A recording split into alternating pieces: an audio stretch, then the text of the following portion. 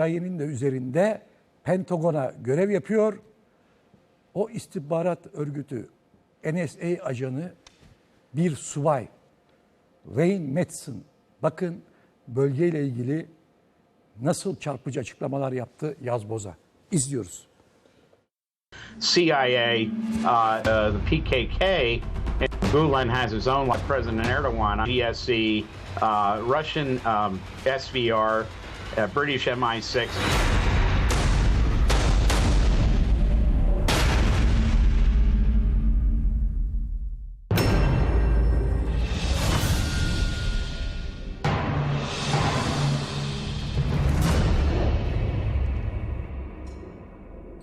Well, there's an awful lot of interested parties involved in this ongoing Syrian civil war. Of course, it was all predicated upon then Secretary of State Hillary Clinton deciding she wanted to push for regime change in the Middle East through these Arab Spring so-called movements. It started in Libya, then we saw the CIA in Benghazi arranged for the transfer of weapons from the arms caches formerly held by Muammar Gaddafi to the Syrian rebels. That created a big problem in Benghazi with the U.S. ambassador being killed, and he, of course, had some sort of... So we saw the outbreak of war in Syria. So we have in Syria what amounts to be a mini world war with stakeholders in the region, but those also out of the region, countries outside of the Middle East, all playing a part in this war, and that includes French and British and German military forces as well as the Americans. So when you have a situation such as this, a mini world war, that can always be exacerbated to become even a larger war, an actual real world war. We haven't seen that yet, but we've certainly seen the Syrian civil war internationalized to a degree we haven't seen other rebellions internationalized, including the conflict in Libya.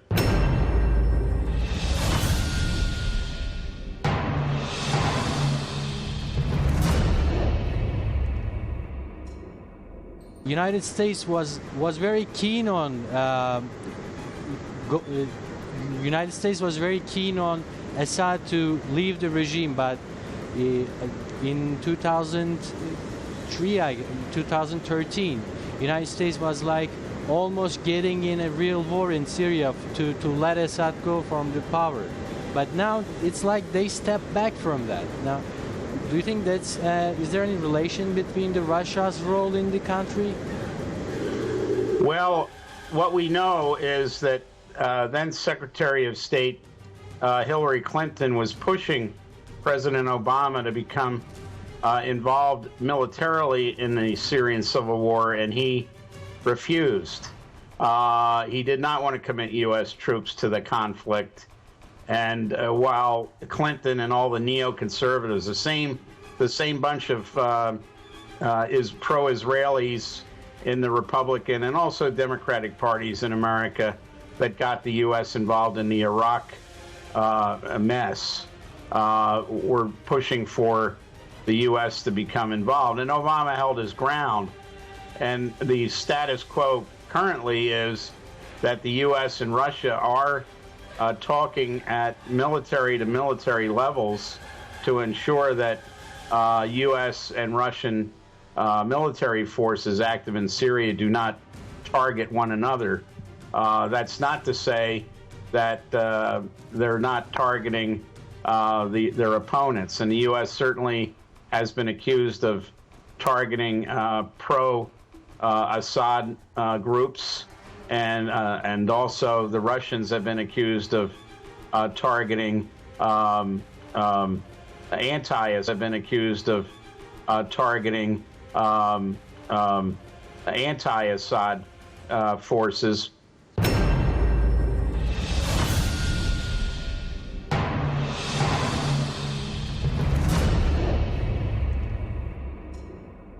Actually, Russia's airstrikes are mostly through the Assad's oppositions. You know, instead of Daesh, you know, the ISIS. 4-star hotels in Ankara and Istanbul. I mean, this is where the headquarters are for a lot of these what I call armchair generals. A lot of them defectors from the Assad armed forces. But this is a situation in Syria where there will never be any winners, and we see another case, just like the U.S. intervention in Libya.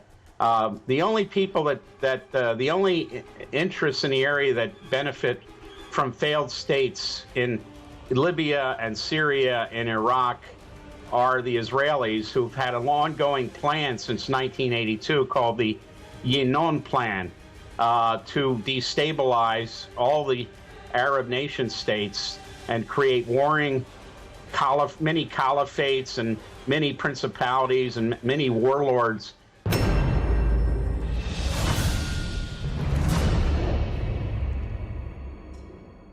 And that's exactly what's happened. So can we say that behind Daesh, it's one of the countries is Israel? So that's what they plan. It's their project. Can we say that?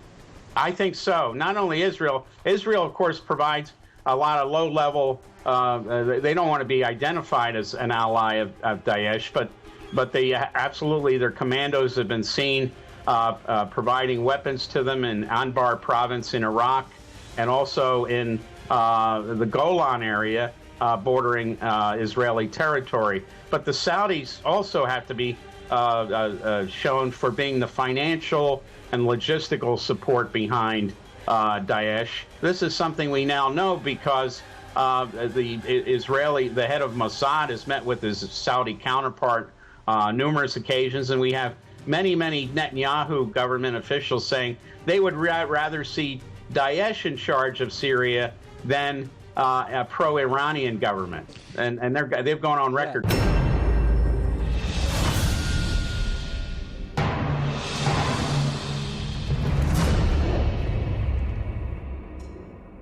This is maybe why Daesh never attacked Israel, and also, you know, as Israel is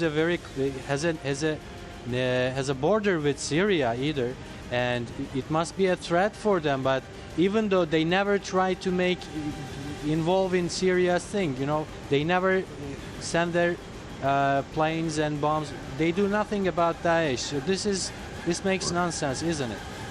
Yes, that's true. And not only that, we know that Israeli military ambulances have gone across the border into Syria to bring Jabhat al-Nusra and Daesh guerrillas into Israel for medical treatment.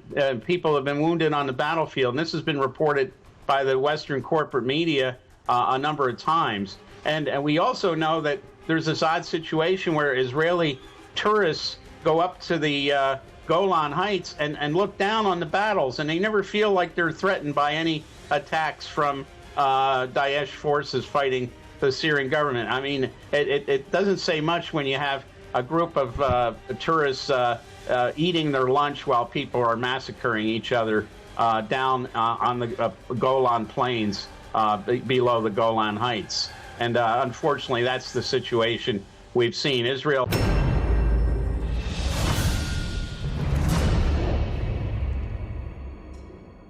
only benefits when Arabs kill Arabs and Muslims kill Muslims. That's how Israel has existed so many years, because they foster this idea that, you know, Arabs can't agree with one another, and they play on the differences not only through ethnicity but also through religion. Shias against Sunnis in Lebanon, of course, Hezbollah against Christians, although that has sort of remained dormant now. Many of the Lebanese Christians and Shias and some Sunnis now see that the next target for the Saudis and Israelis may be Lebanon, to extend the Syrian fighting into Lebanon, which would be a tragedy.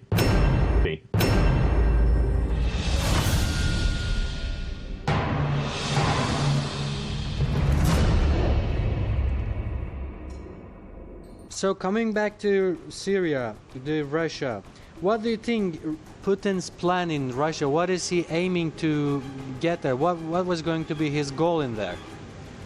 Well, Putin had both defensive and offensive reasons to involve himself in Syria. The defensive part is that many of the Syrian jihadists are native Chechens who came down from Chechnya in the Caucasus to fight in Syria. Many of the military leaders have been fighting Russia in Chechnya for a number of years, and Putin knew full well that if Assad fell, where were these mercenaries from Chechnya going to go next with their weapons, with their new training, real life training, real battlefield training? And he knew they were going back to the Caucasus to fight Russia. On a more offensive plane, of course, Russia wants to remain a Mediterranean naval power. And if Assad were overthrown, Russia would have lost the old Soviet and Russian naval anchorage at Tartus in Syria, and he wanted to protect that. And by protecting that base, he also Putin also sort of established a safe haven for Syria's Alawites, Christians that include Armenians and Greek Christians who could feel that they were protected as long as they were on that area along the Mediterranean coast, the primary city there being Latakia.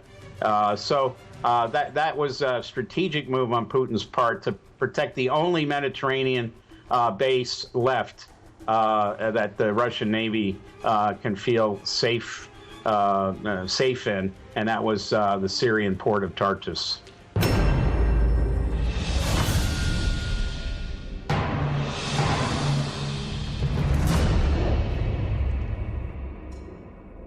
So, coming back to Turkey, you know, Turkey has a big border with Syria, and lately there are a lot of foreigner agents are being kept near the borders.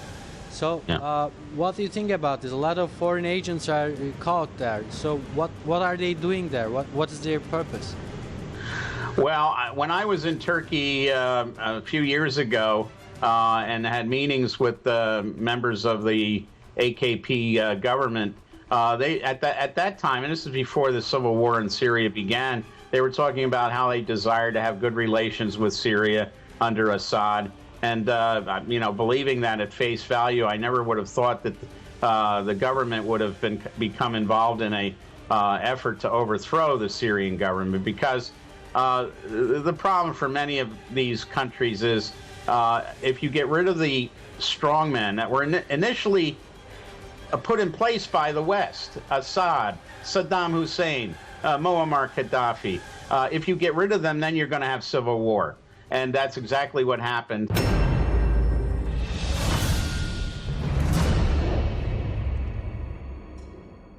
Formal government agents. This is being written in the newspapers lately in Turkey. It's like, you know, the governments. It's like the government sent them by purpose to the border. I mean, is it to? Yeah. Go ahead. Is it a part of a project? I mean, are they provocating something over there?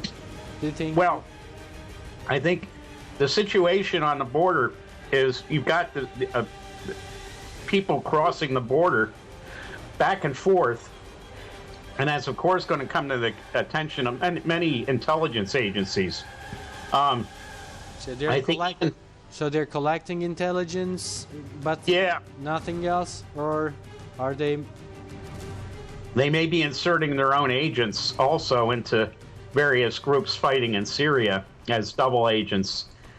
Even the Canadian Security Intelligence Service was found to be involved in some of this. And it's very odd when the Canadians get involved in some sort of proactive intelligence operation, especially in the Middle East. Canada's not known as a major intelligence power, but even they've been caught in Turkey along the border. And you can imagine that Mossad agents are there, Mossad agents are there, CIA, French DGSE, Russian SVR, British MI6, because anytime there's a conflict where you got an open border and you got not only have agents going back and forth who may be double agents with various groups fighting in Syria, you also have weapons going into Syria. And of course, the intelligence agencies would always like to intercept one of those weapon shipments to see where, in fact, these weapons are coming from. Now, some have been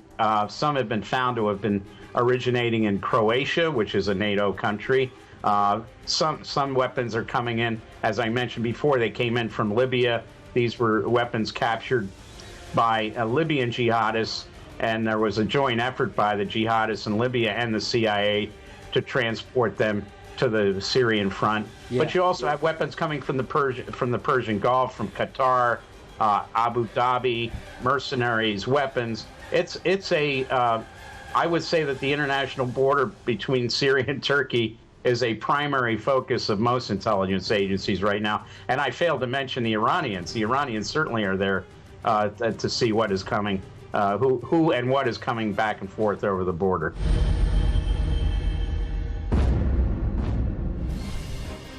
Wayne Madsen, o bir NSA ajanı, yani Amerika'da askeri istihbaratta subay olarak görev yapan bir ajan. Açıklamaları sadece bununla kalmadı. Bakın daha neler anlattı.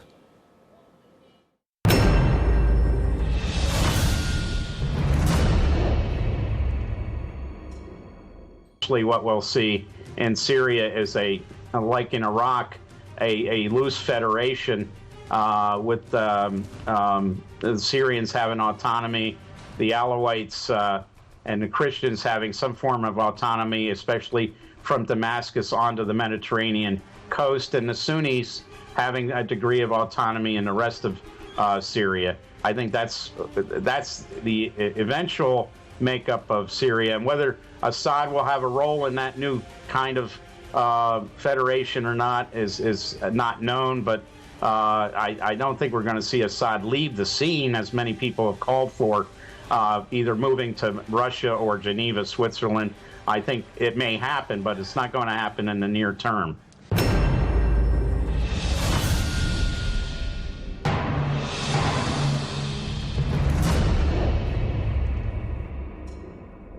United States is providing military assistance to PYG as terrorist organization because they think they are fighting with Daesh. With the idea of this, they are doing this. So for Turkey, don't you think it's normal to support the groups who is against the Kurds over there? Well, we know that President Obama and President Erdogan have had a long association. As a matter of fact, Obama has said many times that he calls President Erdogan to seek his counsel on Middle Eastern affairs, and he still does so. The thing is that the U.S. doesn't recognize the PYG as a terrorist organization. In fact, it recognizes them as an ally in the war against Daesh, and so they've been providing training and assistance to these groups. Now, so that's the situation on the ground.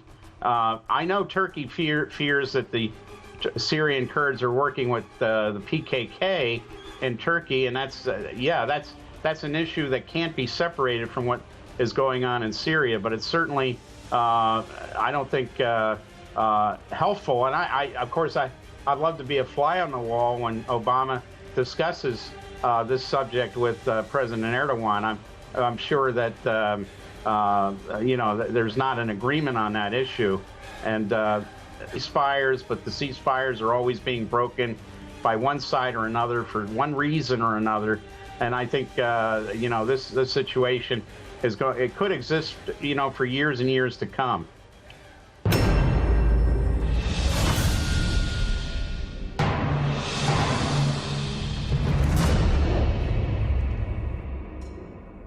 So, do you think the United States will keep supporting YPG in Syria against all odds?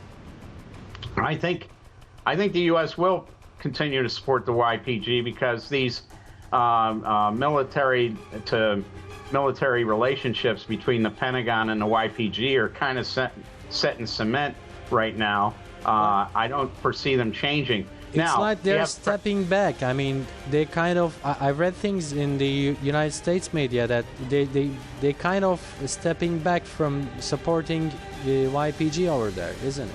Well, they may be, but I think, recognizing we have a U.S. presidential election where Donald Trump, who I would not underestimate, he is being underestimated. He said when he's president, he's going to kick, and he used some very, how should I say, schoolyard language in saying what he was going to do to the Islamic State. But a Trump administration, I think he would probably use every avenue at his disposal to go after the Islamic State in both Syria and Iraq, and I think that we'd see an actual increase in U.S. military aid to Syrian Kurds if it were a Trump administration. If it is a Hillary Clinton administration, the situation is not going to differ much from what we see now with Obama, although there might be more of a strain in relations with Russia.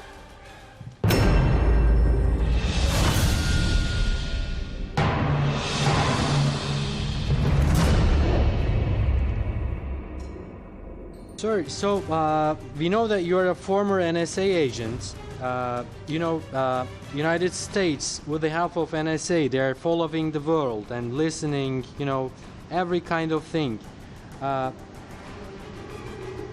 We made an interview with you before, and you gave us an example about the Chechen leader Dudayev, Yes. Dudayev's death. Do you think, is there any other examples of this? Oh, I mean, the NSA can be relied on, as we know with the Edward Snowden revelations, they can be relied on to listen to every foreign leader you could imagine, and not only leaders, but politicians in all the various countries.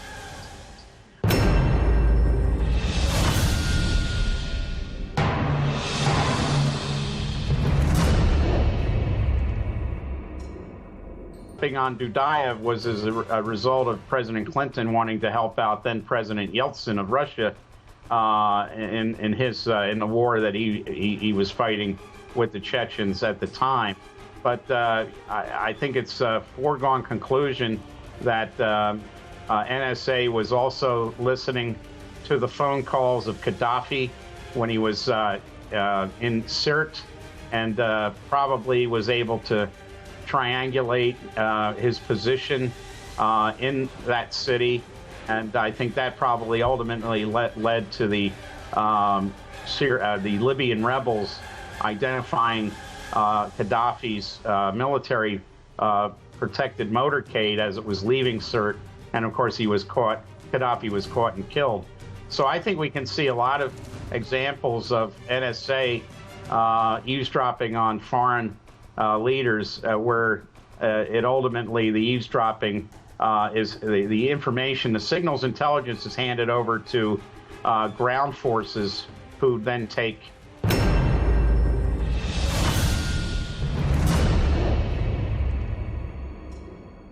they consider to be appropriate action. I don't think it is appropriate for the U.S.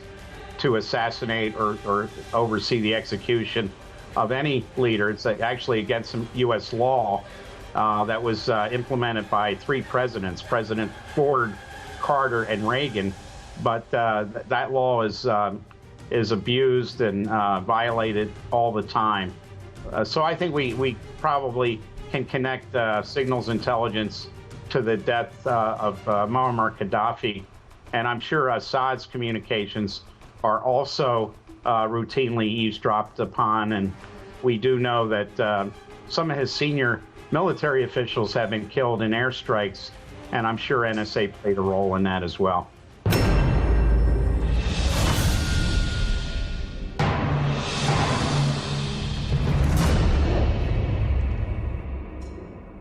So, the Henry Kissinger, he visited Putin some time ago.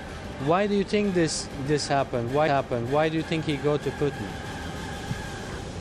Well, we should remember that when Obama first became president, he actually said that he was going to have Henry Kissinger as his personal envoy to the Russian leadership. And I don't think anything's changed. Obama's still president, and Kissinger, oddly enough, at his advanced age, is still active. And I think probably Kissinger went as part of that original deal with Obama that he would act as his personal envoy to the Kremlin. And I was not surprised to see Kissinger go there. I am somewhat surprised that a guy who is wanted by many countries for being a war criminal. He's wanted in Chile, he's wanted in Argentina, and other countries is still an American envoy. I believe Henry Kissinger belongs in The Hague and not discussing policy issues with Putin in the Kremlin.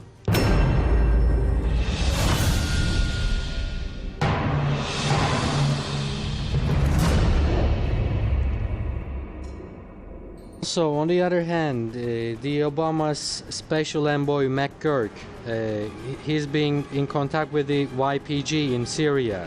What do you think he is dealing with them? What is he up to? What's your opinion about that? Well, I think this is part of the whole operation to continue the support for the Syrian Kurdish opposition forces. So when you get somebody like this envoy, and you know, they say they're with the State Department, but I think people have to realize that a lot of these State Department envoys wear two hats. They also eventually wind up reporting to the CIA as well. That was certainly the case with Ambassador Chris Stevens in Benghazi, and I certainly think it's probably the same situation with McGurk in his dealings with the Syrian opposition forces.